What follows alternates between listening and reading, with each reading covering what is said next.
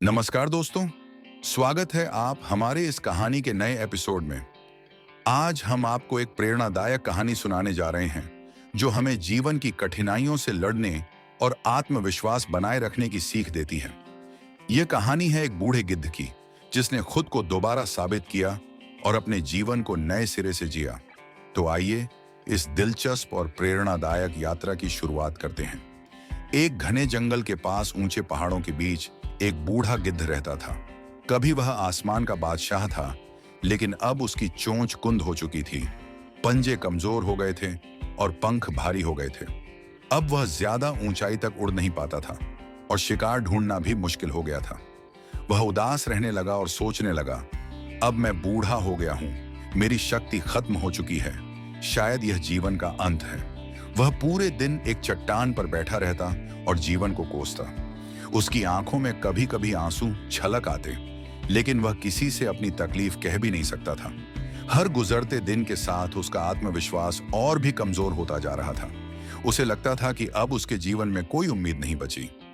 एक दिन उसने देखा कि पास ही एक छोटा सा कछुआ धीरे धीरे पहाड़ पर चढ़ने की कोशिश कर रहा था। गिद्ध ने हंसते हुए कहा, तुम इतने छोटे हो और इतनी मेहनत क्यों कर रहे हो? पहाड़ पर चढ़ने से तुम्हें क्या मिलेगा? कछुआ मुस्कुराया और बोला, मैं जानता हूं कि मैं धीरे धीरे चलता हूं, लेकिन अगर मैं कोशिश करूंगा तो अपनी मंजिल तक जरूर पहुंचूंगा। हार मानने से अच्छा है धीरे धीरे आगे बढ़ना।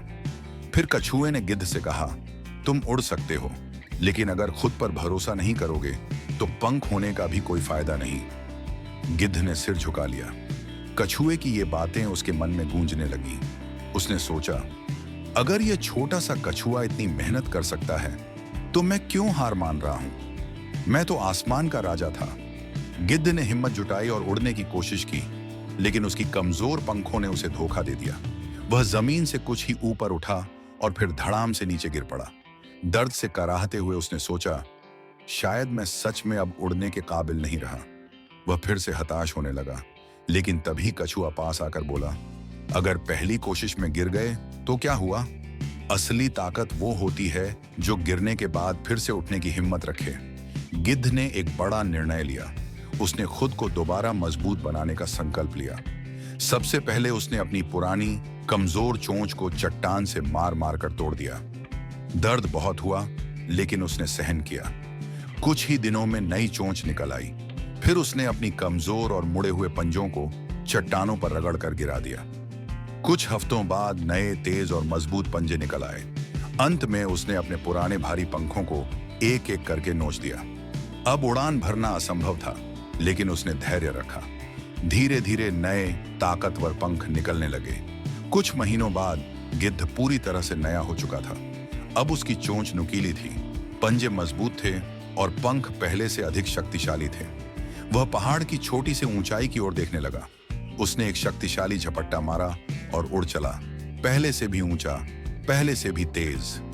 गिद्ध की सफलता के बाद उसने अपने पुराने मित्र कछुए को याद किया। वह फिर से पहाड़ के नीचे आया और कछुए से मिला।